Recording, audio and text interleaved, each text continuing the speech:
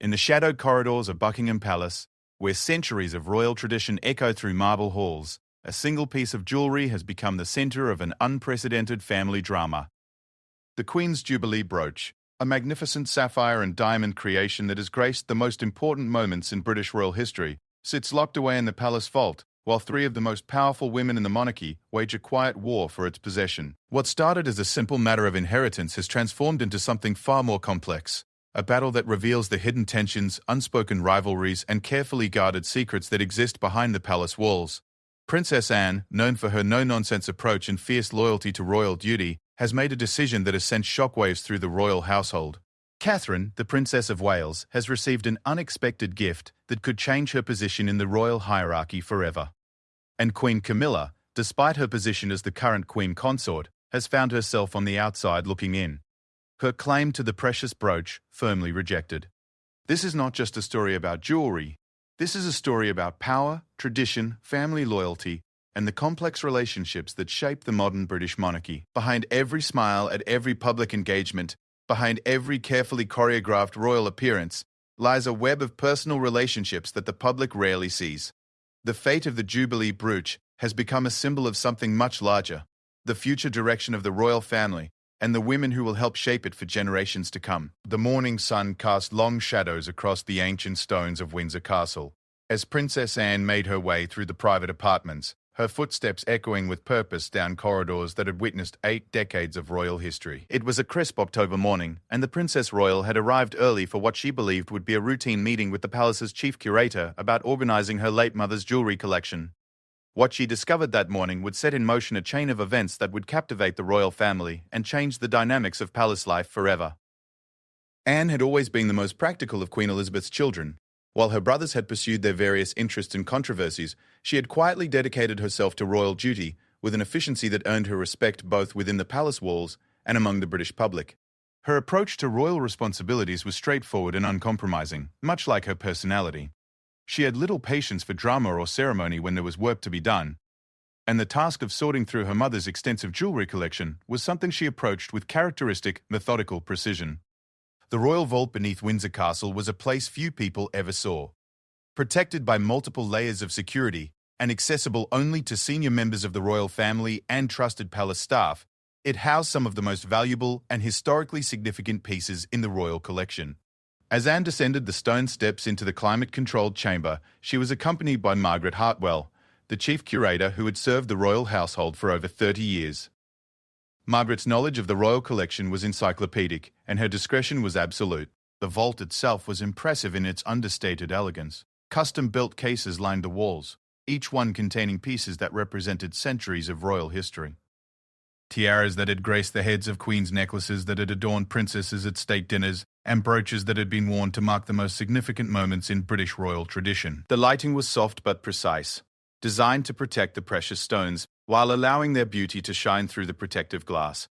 Anne moved through the collection with practiced efficiency, making notes on her tablet as Margaret provided historical context for each piece. They had been working for nearly 2 hours when Margaret paused before a case that had been tucked away in a corner of the vault.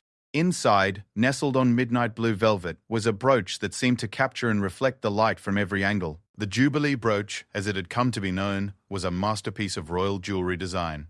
Created in 1977 to commemorate Queen Elizabeth's Silver Jubilee, the brooch was a stunning combination of sapphires and diamonds set in platinum. The central stone was a cashmere sapphire of extraordinary quality, surrounded by a sunburst design of diamonds that had been cut specifically for this piece. But what made the brooch truly special was not just its beauty or its monetary value. It was the history it represented and the personal significance it had held for the late Queen. Elizabeth had worn the Jubilee brooch to mark some of the most important moments of her reign. It had graced her dress during the Silver Jubilee celebrations, had been her choice for the opening of Parliament during significant years, and had accompanied her to state dinners with world leaders. More personally, she had chosen to wear it during family celebrations and private moments that held special meaning for her. The brooch had become a symbol of her reign and her personal taste, representing both the grandeur of the monarchy and the woman who had worn the crown for 7 decades. Margaret's voice was soft as she explained the brooch's history to Anne. The curator had been present when the brooch was first created, had watched it being fitted for the Queen and had been responsible for its care and maintenance throughout Elizabeth's reign. She spoke of how the Queen had particularly loved this piece, how it had been among her personal favourites rather than simply part of the official crown jewels. This distinction was important in royal circles, where jewellery could be categorised as belonging either to the crown or to the individual monarch's personal collection. As Anne listened to Margaret's explanation, she found herself studying the brooch more carefully. The craftsmanship was exquisite, with each diamond perfectly placed to enhance the central sapphire's deep blue colour. But beyond its physical beauty, Anne could sense the emotional weight the piece carried. This was not simply a valuable piece of jewellery, it was a tangible connection to a mother's legacy, and a symbol of the monarchy's continuity. The conversation that followed was one that would be remembered and discussed in palace circles for months to come. Margaret, with the careful diplomacy that comes from decades of royal service, mentioned that there had been some informal inquiries about the brooch's future. Queen Camilla, in her new role as Queen Consort, had expressed interest in incorporating some of Elizabeth's personal jewellery into her own collection. It was a reasonable request given her position, and one that followed established royal protocol for jewellery inheritance.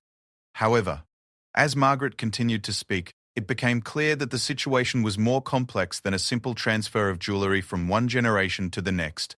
The Jubilee Brooch, while part of Elizabeth's personal collection, had been specifically mentioned in private conversations the late Queen had had with several family members. Elizabeth had spoken fondly of the piece to Catherine, the Princess of Wales, during their private visits together.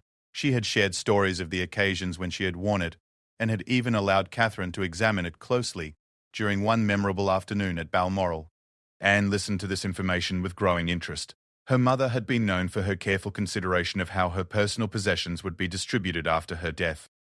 Elizabeth had spent considerable time in her final years thinking about the legacy she would leave behind, not just in terms of the monarchy itself, but in the personal touches that would connect future generations to her memory.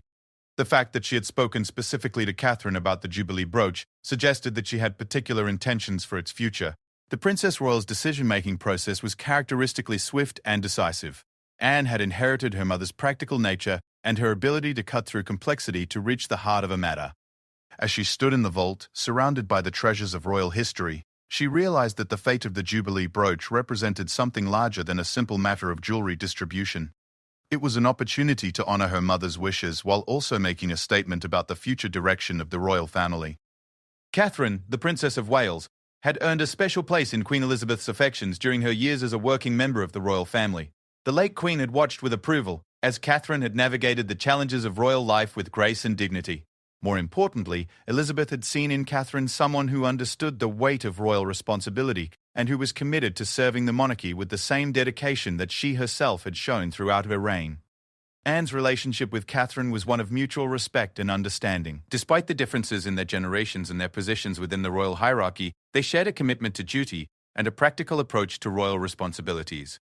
Anne had watched Catherine's evolution from a nervous bride into a confident and capable princess, and she had been impressed by Catherine's ability to balance her role as a mother with her royal duties.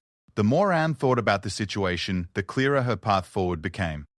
The Jubilee Brooch represented her mother's personal taste and her commitment to the monarchy.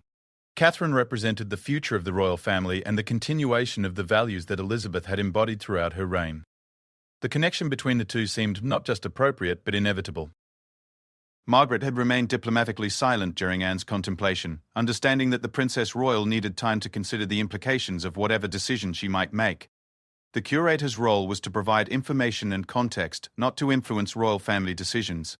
However, her years of service had given her insight into the personalities and preferences of the royal family members, and she could sense the direction of Anne's thoughts. The security protocols surrounding the royal jewellery collection were extensive and well established. Any movement of pieces from the vault required documentation, approval from senior palace staff, and careful handling by trained professionals. Anne was well aware of these procedures, having been involved in similar transfers throughout her adult life. What made this situation different was not the logistics of moving the brooch, but the potential ramifications of her decision. When Anne finally spoke, her voice carried the quiet authority that came from a lifetime of royal service. She instructed Margaret to begin the paperwork necessary to transfer the Jubilee Brooch from the general royal collection to Catherine's personal jewelry collection. The transfer would be done quietly and efficiently, without fanfare or public announcement. It would be presented as a private gift from one family member to another, a gesture that honoured both the late Queen's memory and Catherine's position within the royal family. Margaret nodded her understanding and made the necessary notes in her ledger. As the chief curator, she had witnessed many such transfers over the years, but she sensed that this one carried particular significance. The decision to give the brooch to Catherine, while bypassing Queen Camilla's informal claim to it, was one that would send ripples through the royal household and beyond. As they prepared to leave the vault, Anne took one last look at the Jubilee brooch. In just a few hours, it would begin its journey from the secure confines of the royal collection to a new chapter in its history. She felt confident that her mother would have approved of the decision, and that the brooch would continue to represent the best traditions of the royal family in Catherine's care. The walk back through Windsor Castle's corridors took on a different quality for Anne. Each step carried her further from the moment of decision, and closer to the implementation of a plan that would soon become the subject of intense palace discussion. She had set in motion something that could not be easily undone, and she was fully aware of the implications of her choice. Margaret, walking beside her, was already mentally preparing for the conversations that would inevitably follow. As chief curator, she would need to handle the practical aspects of the transfer, while also managing the diplomatic challenges that would arise when other family members learned of the decision. Her loyalty was to the royal family as a whole, but her responsibility was to carry out the wishes of its senior members. The morning that had begun as a routine review of royal jewellery had transformed into something far more significant. Anne's decision to give the Jubilee brooch to Catherine would soon become the catalyst for conversations and conflicts that would test the relationships within the royal family and reveal the complex dynamics that existed beneath the surface of palace life. As news of the decision began to spread through the carefully maintained channels of palace communication, the stage was set for a drama that would captivate royal watchers and provide insight into the human relationships that existed behind the formal facade of monarchy. The Jubilee brooch, with its brilliant sapphires and diamonds, had become the centre of a story that was about much more than jewellery. It was about family, loyalty, tradition, and the future of the British royal family itself. The news reached Queen Camilla through the carefully orchestrated channels that governed communication within the royal household. But the manner of its delivery did nothing to soften the impact of its content. She was in her private study at Clarence House, reviewing the agenda for an upcoming charity engagement, when her private secretary, Amanda Richardson, knocked softly on the mahogany door that separated the Queen Consort's personal workspace from the more formal reception areas of her London residence. Amanda had served in various capacities within the royal household for over 15 years, and her discretion and diplomatic skills had earned her the trust of several senior royal family members.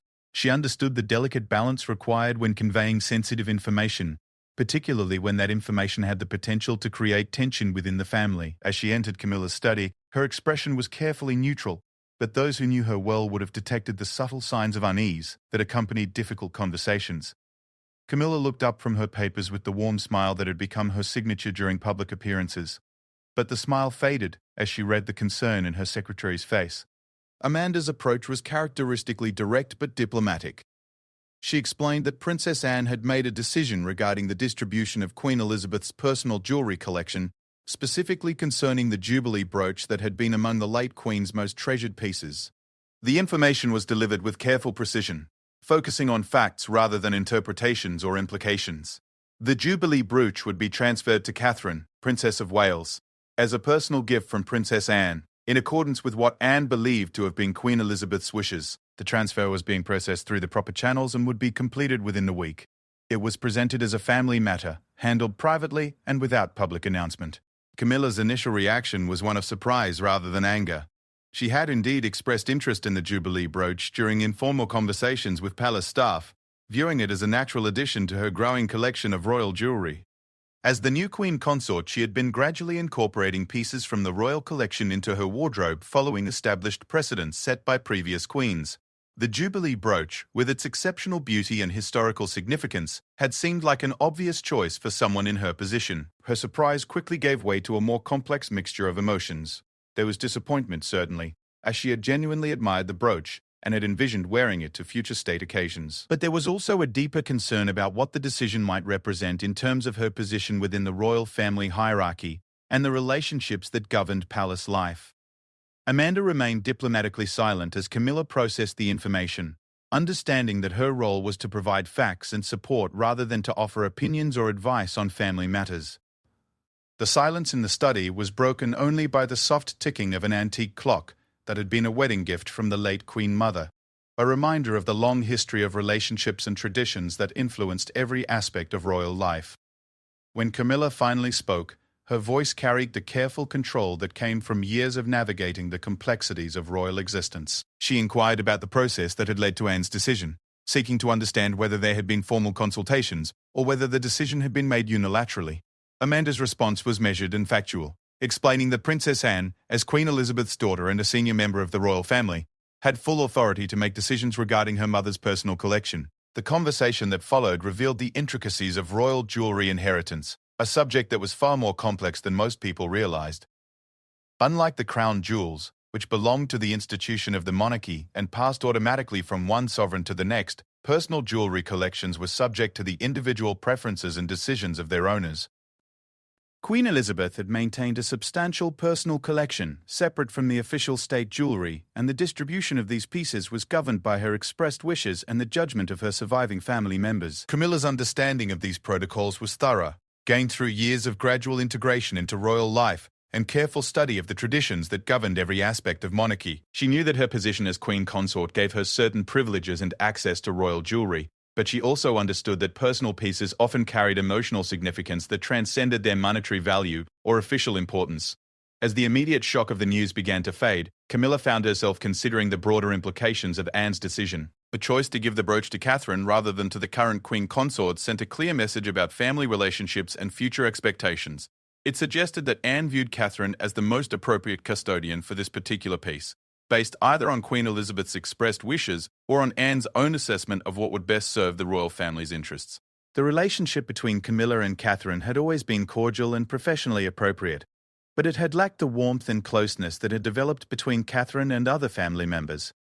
This was not unusual in royal circles, where relationships often developed slowly and were influenced by complex factors, including age differences, shared interests, and compatible personalities. Both women had approached their relationship with mutual respect and diplomatic courtesy, but neither had sought to develop a deeper personal connection. The decision regarding the Jubilee brooch highlighted these relationship dynamics in a way that was both subtle and significant. It suggested that Anne viewed Catherine as having a closer connection to Queen Elizabeth's memory and intentions, or perhaps that she saw Catherine as better positioned to carry forward the values and traditions that the brooch represented. Either interpretation carried implications for how family relationships were perceived and valued within the royal household. Camilla's response to the situation reflected both her diplomatic training and her genuine commitment to family harmony. Rather than expressing anger or resentment, she chose to focus on understanding the reasoning behind the decision and finding ways to support what was clearly intended as a gesture of respect for Queen Elizabeth's memory. Her years in royal life had taught her the importance of maintaining dignity and grace even in situations that might personally disappoint or challenge her. The practical implications of the decision extended beyond personal feelings to questions of protocol and public perception.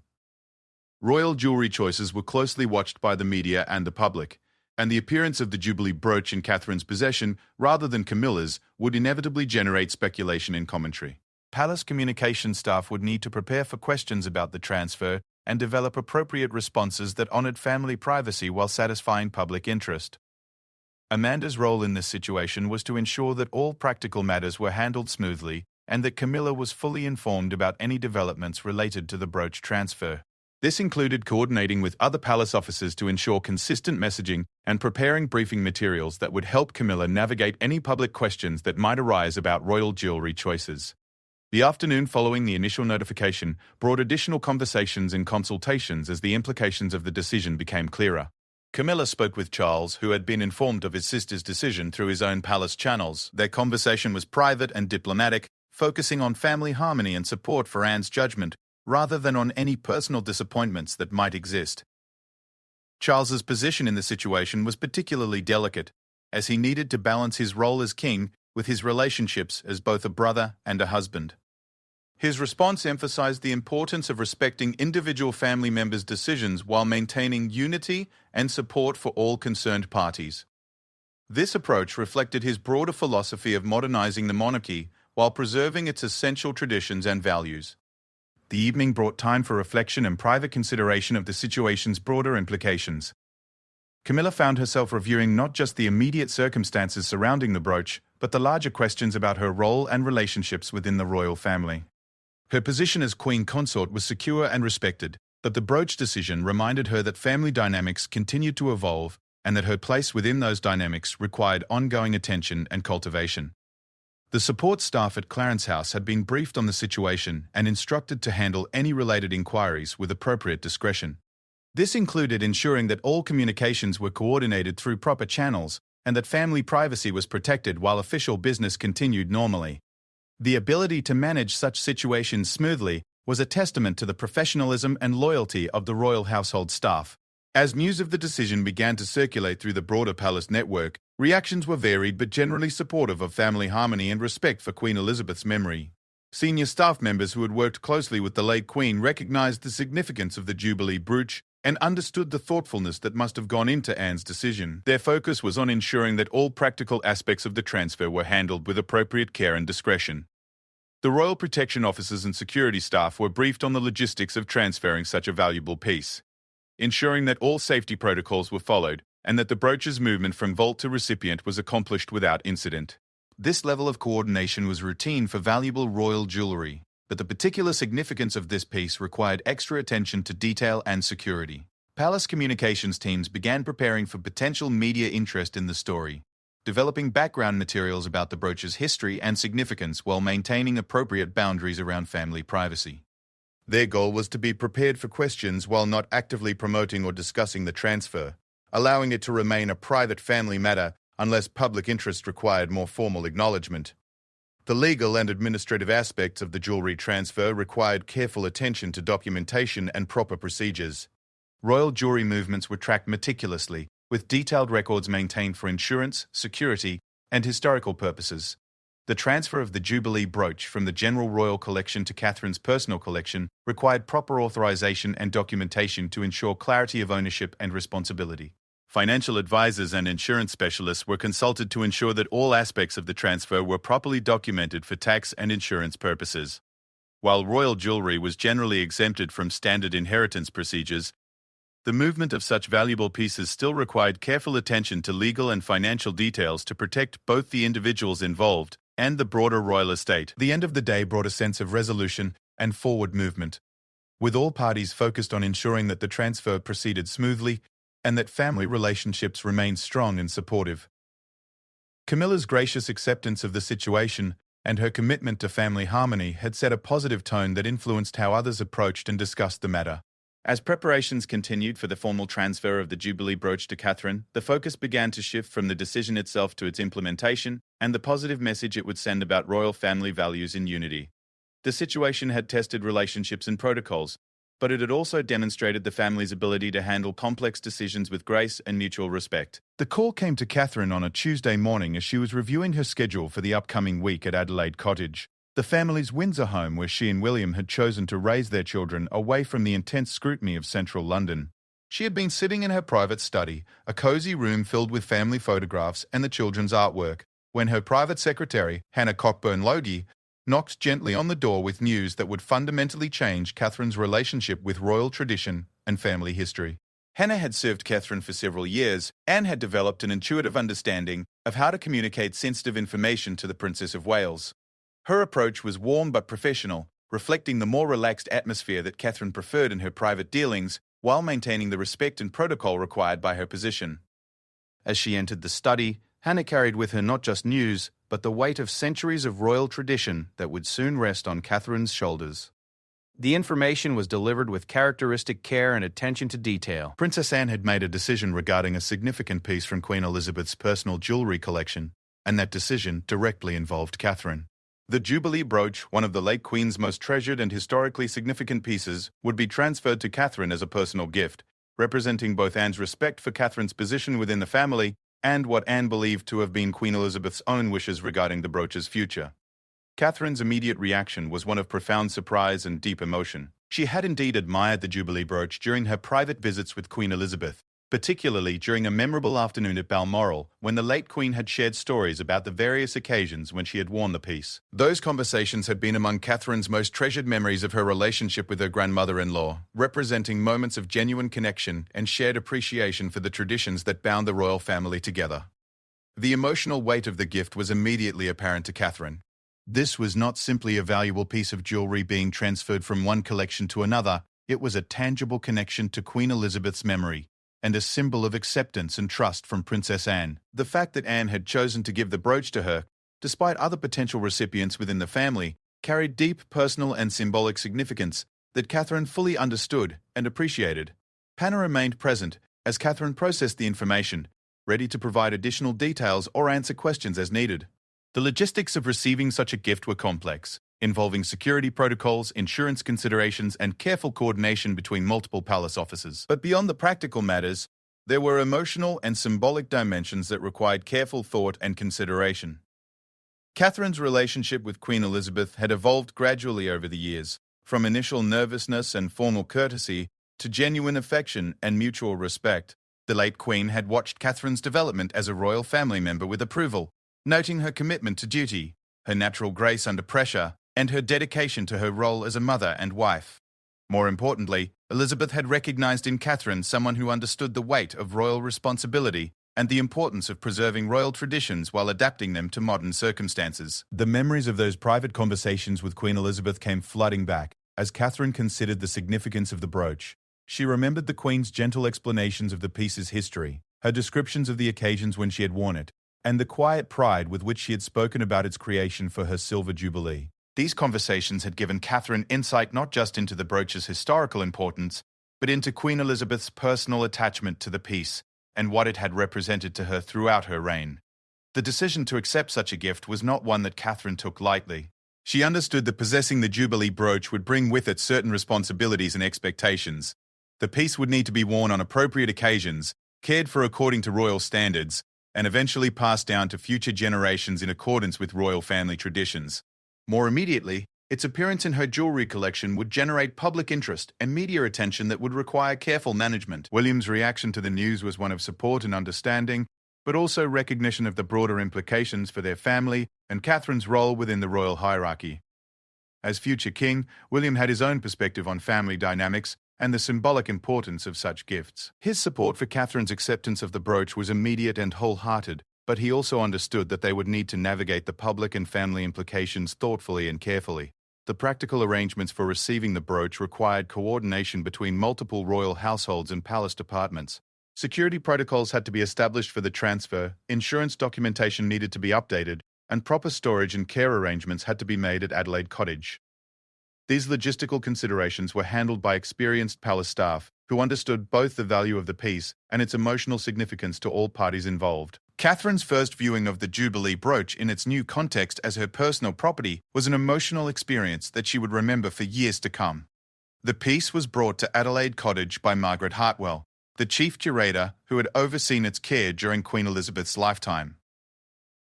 Margaret's presence provided continuity and historical context, as she was able to share additional stories about the brooch's creation and the various occasions when Queen Elizabeth had chosen to wear it.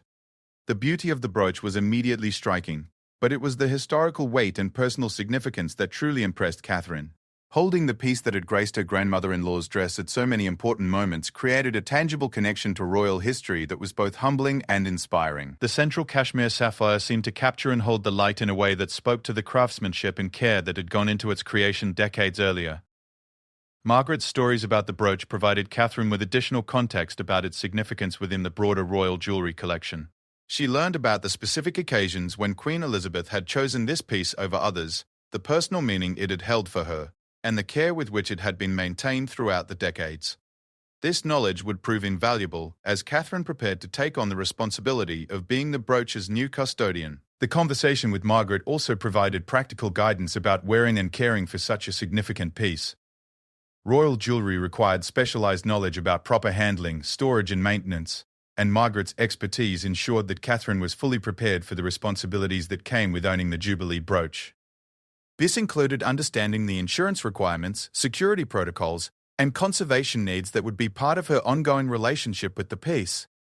Catherine's children were naturally curious about the beautiful brooch that had arrived at their home, and their questions provided an opportunity for her to share stories about their great-grandmother and the history of the royal family.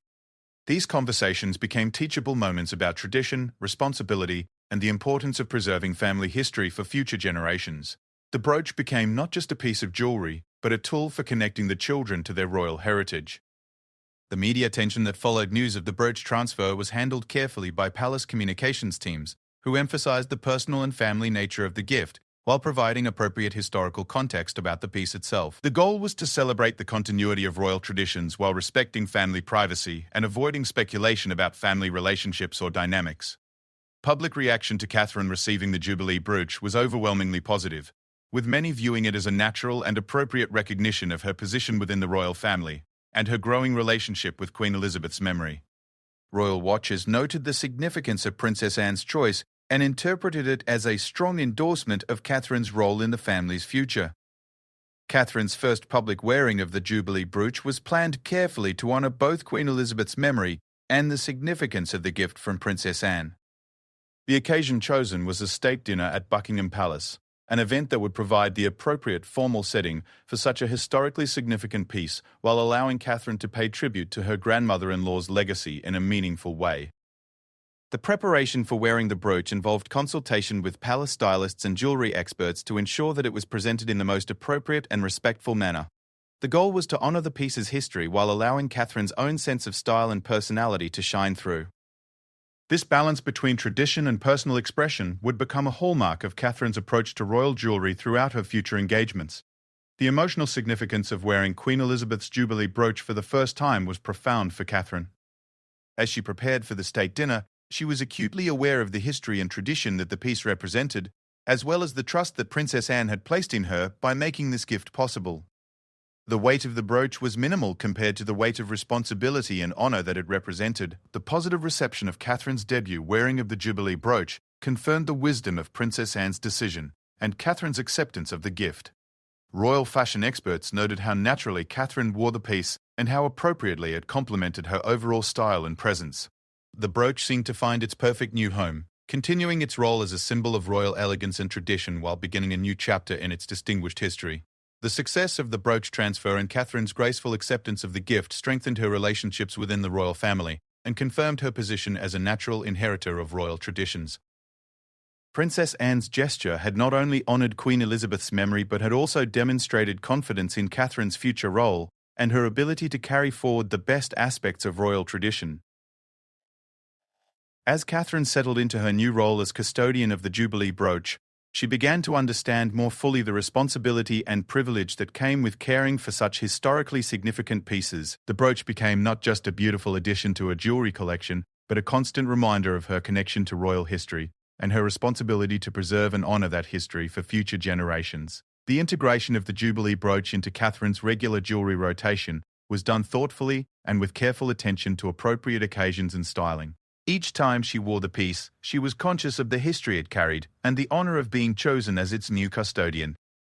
The brooch became a bridge between past and future, connecting Catherine to Queen Elizabeth's legacy while allowing her to create new memories and associations with this magnificent piece of royal history. Within the ancient walls of Buckingham Palace, news travelled through corridors and private offices with the speed and precision of a well-orchestrated communication network that had been refined over centuries of royal service. The transfer of the Jubilee brooch from Queen Elizabeth's collection to Catherine's personal possession became the subject of countless quiet conversations among palace staff, royal advisors, and family members, each discussion adding new layers of interpretation and meaning to Princess Anne's decisive action.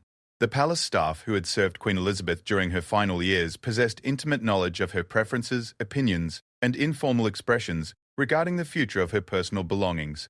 Mrs. Elizabeth Harper, who had served as the Queen's personal dresser for over 20 years, found herself at the centre of several delicate conversations about the late monarch's intentions regarding her jewellery collection.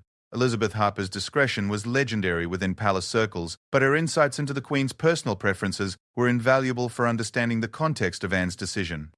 During quiet moments in the servants' quarters, away from the formal protocol that governed public palace interactions, Harper shared carefully chosen memories of the Queen's relationship with the Jubilee brooch. She recalled how Elizabeth's eyes would light up when selecting the piece for important occasions, how she had often chosen it over more traditional state jewelry when she wanted to feel personally connected to an event. Most significantly, Harper remembered specific conversations when the Queen had spoken warmly about Catherine's appreciation for the brooch and her understanding of its historical significance. These recollections provided crucial context for understanding why Princess Anne had felt confident in making her decision. The choice to give the brooch to Catherine was not an arbitrary family gesture, but rather an interpretation of signals and preferences that the Queen had expressed during her lifetime. Anne's decision reflected not only her own judgment about what would be appropriate, but also her understanding of her mother's wishes and feelings about how the brooch should continue its role in royal tradition. The reaction among senior palace courtiers was uniformly supportive of family harmony, while acknowledging the complex dynamics that such decisions inevitably created. Sir Edward Young, who had served as the Queen's private secretary during her final years, understood better than most the delicate balance required when managing royal family relationships and the distribution of personal property.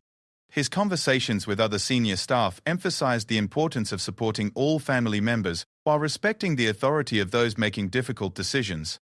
The subtle tensions that existed within the royal household became more apparent as news of the brooch transfer spread through official and unofficial channels. While no one openly criticized Princess Anne's decision or questioned her authority to make such choices, there were undercurrents of discussion about protocol, precedent, and the implications for future similar decisions. These conversations were conducted with the diplomatic skill and careful language that characterized all palace discourse, but they revealed genuine concerns about how such matters were handled and communicated. Queen Camilla's staff at Clarence House maintained absolute professionalism in their discussions of the situation, but their careful neutrality spoke volumes about the complexity of the family dynamics at play. Amanda Richardson, Camilla's private secretary, found herself managing not only the immediate implications of the brooch decision, but also the broader questions it raised about protocol and family relationships. Her conversations with other private secretaries across the royal household focused on maintaining clear communication and preventing misunderstandings that could complicate family relationships. The King's private office at Buckingham Palace became a crucial coordination point for managing the various perspectives and concerns that emerged from different royal households. Charles's position required him to balance his roles as king, brother, and husband, while ensuring that all family members felt supported and respected. His staff worked carefully to facilitate communication between different royal offices and to ensure that all practical matters were handled smoothly without creating additional tensions. William's office at Kensington Palace found itself in the unique position of representing the recipient of the controversial gift, while maintaining appropriate relationships with all family members. The Prince of Wales's staff understood that Catherine's acceptance of the brooch was both an honour and a potential source of family complexity, requiring careful management of public communications and family relationships. Their approach emphasized gratitude and respect, while avoiding any appearance of triumphalism or insensitivity to other family members' feelings. The historical precedents for such jewelry transfers became the subject of extensive research and discussion among palace archivists and protocol experts. Previous examples of royal jewelry distribution provided some guidance, but each situation had its unique characteristics that made direct comparisons difficult. The complexity of modern royal family relationships, combined with increased public scrutiny and media attention, created new challenges that had not existed during earlier generations of royal jewelry inheritance. Legal advisors across the various royal households worked quietly to ensure that all aspects of the brooch transfer were properly documented and that any potential complications were anticipated and addressed. While royal family jewelry transfers were generally straightforward from a legal perspective, the high-profile nature of this particular decision required extra attention to detail and proper documentation. The goal was to ensure that the transfer was unassailable from both legal and protocol perspectives. The insurance and security implications of the brooch transfer required coordination among multiple specialists and departments. Moving such a valuable and historically significant piece from one location and collection to another involved complex calculations about risk, coverage, and protection. Security protocols had to be updated to reflect the brooch's new location and ownership, while insurance documentation needed to be revised to ensure proper coverage under Catherine's personal collection rather than the general royal collection. Media relations teams across all royal households prepared for the inevitable public interest that would follow news of the brooch transfer. Their challenge was to provide appropriate information about the historical significance of the piece and the family context of the transfer, while maintaining respect for family privacy and avoiding speculation about internal royal relationships. The goal was to present the transfer as a positive family gesture that honoured Queen Elizabeth's memory while celebrating Catherine's role in the royal family's future. The international implications of the brooch decision were subtle but significant, particularly in Commonwealth countries, where royal jewellery choices were closely watched as symbols of continuity and tradition. Diplomatic representatives from various Commonwealth nations expressed interest in understanding the significance of the transfer and its implications for future royal engagements and state visits. The choice of jewelry for international occasions carried symbolic weight that extended far beyond personal family relationships. Royal biography writers and historians began placing the brooch transfer within the broader context of royal family evolution and the changing dynamics of modern monarchy. Their analyses focused on what the decision revealed about family relationships, the role of different royal family members, and the ongoing process of adapting royal traditions to contemporary circumstances. These scholarly perspectives provided additional context for understanding the significance of Princess Anne's choice. The charitable organizations and patronages associated with various royal family members watched the jewelry situation with interest, understanding that royal fashion choices often influenced public attention and support for their causes. The debut wearing of the Jubilee brooch at future royal engagements would inevitably generate media coverage that could benefit the charitable organizations involved, creating additional considerations for how and when the piece would be worn publicly. Fashion experts and royal-style commentators began analyzing the aesthetic and symbolic implications of Catherine acquiring such a significant piece. Their discussions focused on how the brooch would complement Catherine's existing style, the occasions when it might be worn, and the message that such choices would send about her evolving role within the royal family. These analyses contributed to the growing public interest in the story and its implications. The younger generation of royal family members, including Catherine and William's children, became indirect beneficiaries of the brooch transfer, as it added to the collection of historically significant pieces that would eventually be part of their royal inheritance. The decision to give the brooch to Catherine established a precedent for how such transfers might be handled in the future, and demonstrated the importance of preserving significant pieces within the direct line of succession. Palace staff who specialized in royal wardrobe management began preparing for the practical implications of Catherine's new ownership of the Jubilee brooch. This included understanding its care requirements, determining appropriate storage solutions, and planning for its integration into Catherine's jewelry rotation for various official and state occasions. The expertise required to properly maintain and present such a significant piece was considerable, and required coordination among multiple specialists. The symbolic weight of the brooch transfer extended beyond the immediate family to represent broader questions about tradition, change, and continuity within the monarchy. Royal watchers interpreted the decision as evidence of Princess Anne's confidence in Catherine's understanding of royal duty and her commitment to preserving important traditions while adapting them to modern circumstances. As the initial shock and discussion of the brooch transfer began to settle into accepted palace routine, the focus shifted to its longer-term implications for family relationships and royal protocol.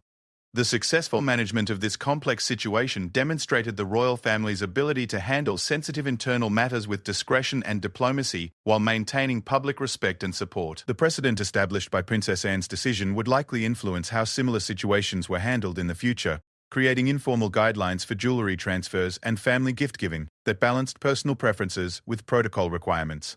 The careful attention to all parties' feelings and the emphasis on family harmony provided a model for managing complex royal family decisions. The conclusion of the immediate discussions surrounding the brooch transfer marked the beginning of a new chapter in its history, as Catherine prepared to take on the full responsibility of being its custodian, while honoring both Queen Elizabeth's memory and Princess Anne's generous gesture. The palace whispers that initially focused on surprise and speculation gradually evolved into acceptance and anticipation of how this beautiful piece would continue its role in royal tradition under Catherine's care.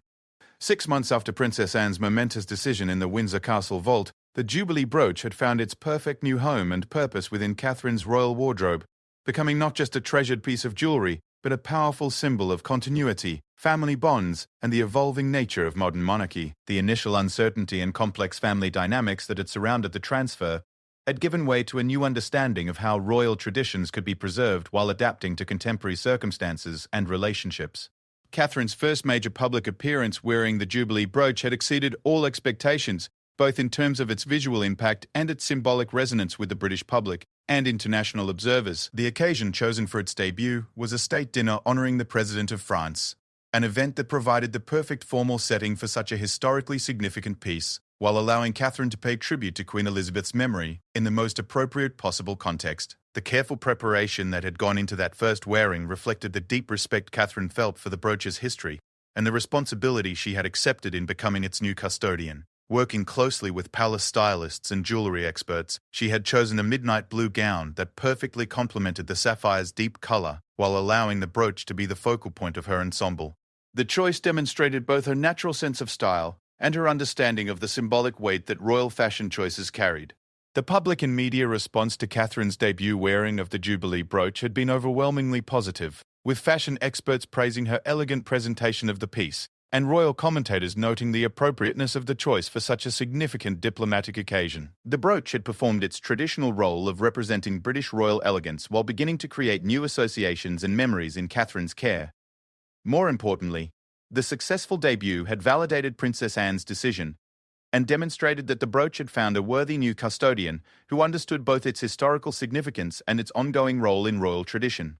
The natural grace with which Catherine wore the piece and the confidence she displayed in presenting it publicly confirmed that Anne's judgment had been sound and that the transfer had been beneficial for both the brooch and the royal family. The relationship between Catherine and Princess Anne had been strengthened by the entire experience, with both women gaining a deeper appreciation for each other's understanding of royal duty and family responsibility.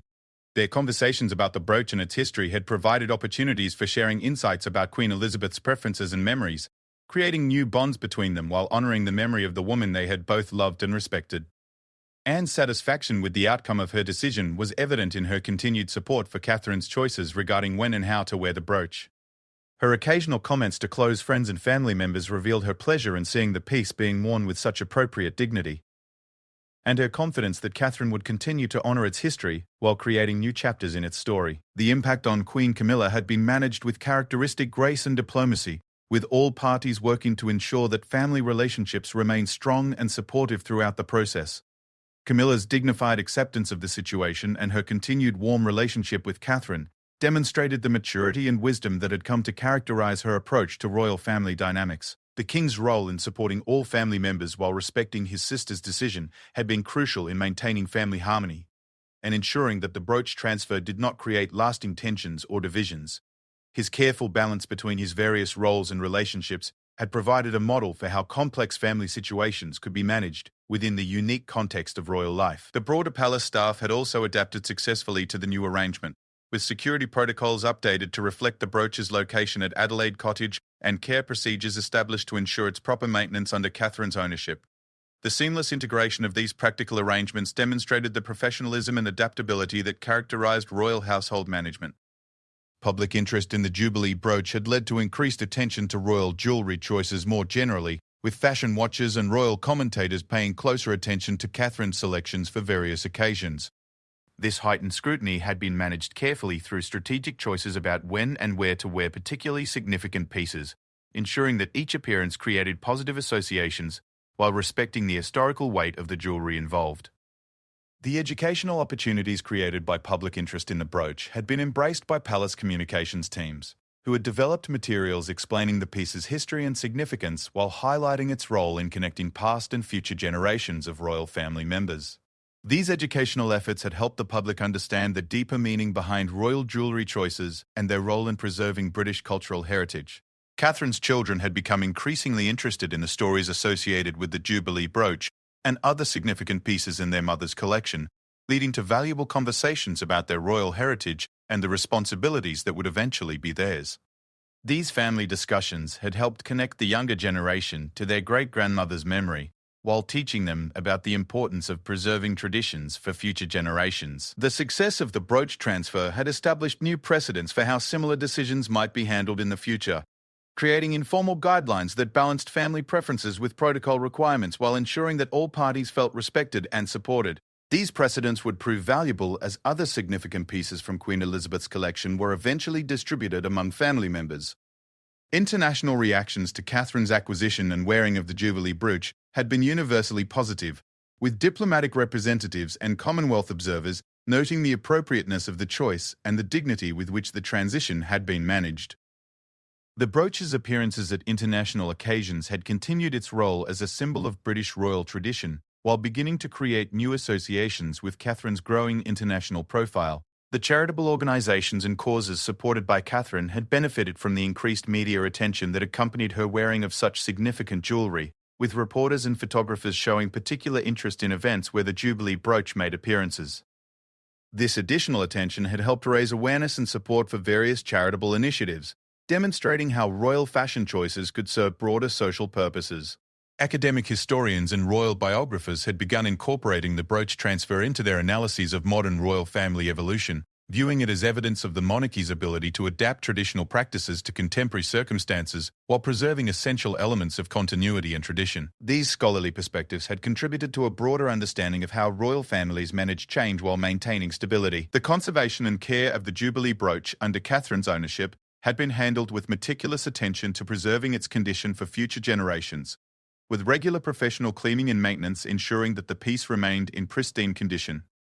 This careful stewardship reflected Catherine's understanding of her role as a temporary custodian of this important piece of royal history. Regional and local communities had shown particular interest in the brooch's history and significance during Catherine's official visits, with many people expressing appreciation for her role in preserving and presenting such important cultural artifacts. These positive public interactions had reinforced the value of maintaining visible connections to royal history while adapting traditions to contemporary contexts. The integration of the Jubilee brooch into Catherine's regular jewellery rotation had been accomplished thoughtfully and strategically, with each wearing carefully considered for its appropriateness to the occasion and its potential symbolic impact. This careful curation had ensured that the piece continued to serve its traditional role, while creating new memories and associations for future generations. As the first year of Catherine's custodianship of the Jubilee brooch drew to a close, the success of Princess Anne's decision had become clear to all involved parties and observers. The brooch had found a worthy new home where it was appreciated, properly cared for, and presented with appropriate dignity and respect. More importantly, the entire experience had demonstrated the royal family's ability to handle complex internal decisions with wisdom, grace, and mutual respect. The lasting legacy of the brooch transfer would extend far beyond the immediate family dynamics it had revealed and influenced. It had established new models for preserving royal traditions while adapting them to contemporary circumstances, demonstrated the importance of understanding and honoring family members' wishes and preferences, and shown how thoughtful decision-making could strengthen rather than strain family relationships.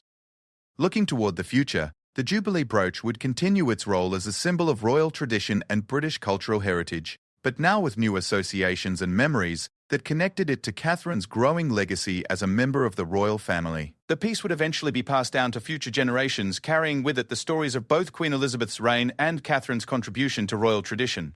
The transformation of what could have been a divisive family dispute into a celebration of tradition, respect, and family bonds had provided a powerful example of how complex situations could be managed with wisdom and grace. Princess Anne's decisive action, Catherine's gracious acceptance, and Camilla's dignified response had all contributed to an outcome that strengthened rather than weakened family relationships, while ensuring that an important piece of royal history found its perfect new home.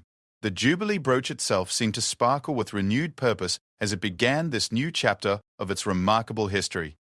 Having successfully transitioned from one generation of royal women to the next, while maintaining its role as a symbol of the continuity, tradition, and enduring appeal of the British monarchy. In Catherine's hands, it would continue to represent the best aspects of royal heritage, while adapting to serve the needs and circumstances of a new generation committed to preserving the past while embracing the future.